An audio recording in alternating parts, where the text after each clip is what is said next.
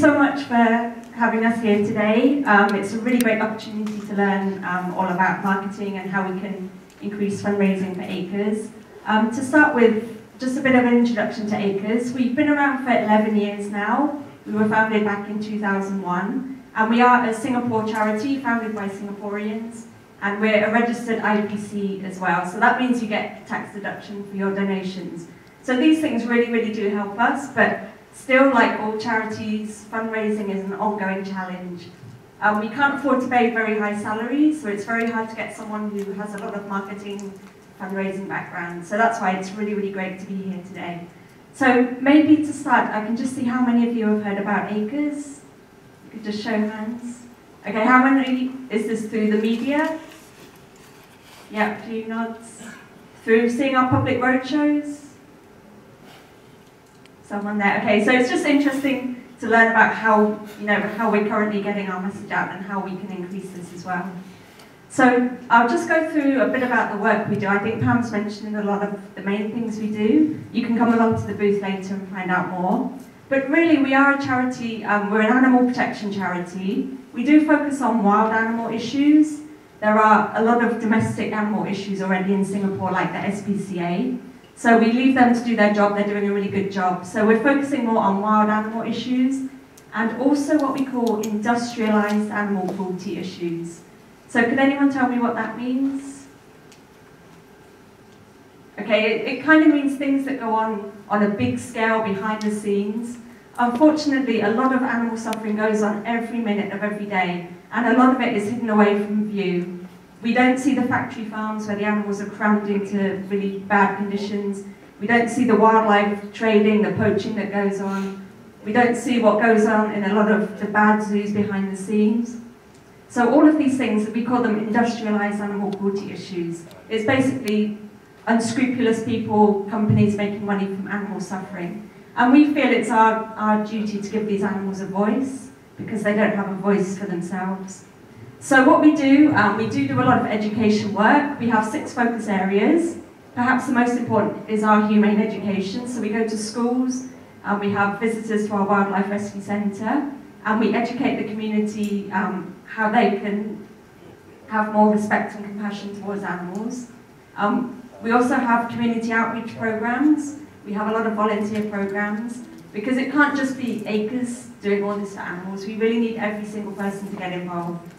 So we have, as well as the volunteer programs, we have organised a lot of public forums.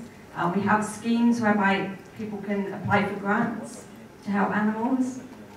We also do a lot of work tackling the wildlife trade. This is perhaps one of the things we're best known for. So as Pam mentioned, there are things going on like bear farming. People keep live bears in cages. They spend their whole lives in these tiny, tiny cages. They never come out. And every day they have bile extracted from their bodies. And this is made into traditional Chinese medicines. So this is something, it is important in Singapore. We found a lot of bear bile on sale illegally here. So we've been working to clamp down on the trade here in Singapore. We've gone a long way with this. Starting off, we found 3/4 of traditional Chinese medicine shops for selling bear bile illegally. These days the figure is down to about 6%. So we have seen a big drop in the trade. And we've also done undercover investigations into tiger parts trade, the trade in exotic pets. In Singapore, you're not allowed to keep most wild animals as pets, but there's a big illegal trade going on. So we've done all these undercover investigations. We work with the authorities to clamp down on this. And as Pam mentioned, we have a wildlife rescue centre as well. And this is where we rescue animals rescued from the illegal wildlife trade. We also do zoo animal welfare work. So we believe there are good zoos and there are bad zoos, but unfortunately there are a lot more bad zoos. So what we do, we go undercover, we do zoo surveys, we work together with the zoo community, and we try together to come up with improvements for the animals. And we've actually had a lot of success with this in Malaysia and Thailand. We've seen a lot of good changes happening. Singapore as well. We've worked together with the Singapore Zoo on a lot of issues. Our next focus area, we promote cruelty-free living. So unfortunately, a lot of products we buy, they might actually involve animal cruelty. So your face cream, it might have been tested on animals. Your household cleaner could have been tested on animals as well.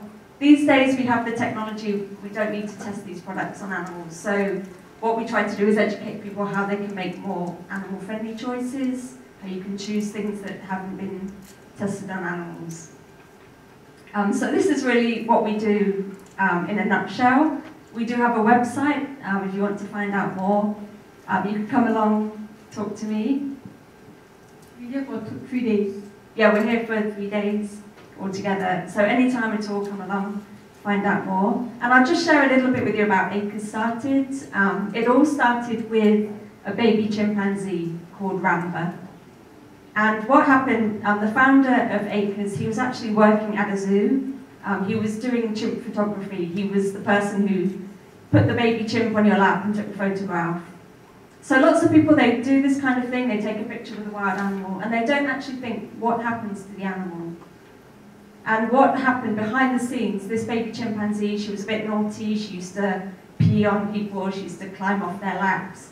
And behind the scenes, one of the keepers would actually grab her and punch her in the face when she misbehaved.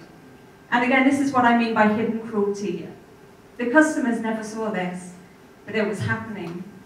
And a lot of times people are too scared to speak up. And Lewis, the founder of Acres, at first he was like, no, I don't want to say anything. But the second time it happened, the second time he saw Ramba get punched in the face, she actually ran to him and showed her lips to see if they were bleeding.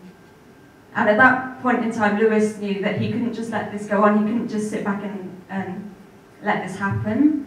He looked in Singapore for other people to help, other groups, but everybody was a bit scared. Nobody was really dealing with these kind of issues or wildlife. And that's how he founded Acres. So he is really a kind of social entrepreneur. He's done really well to get Acres to where it is today. But we really do need your support as well. So we'd really appreciate any feedback. Maybe you can have a look at our website, give us some feedback. If you have any tips on how as a charity we could make money. We are always looking into collaborations as well with companies, so please do come and find out more if you have any questions. Thank you. Thank you for applause.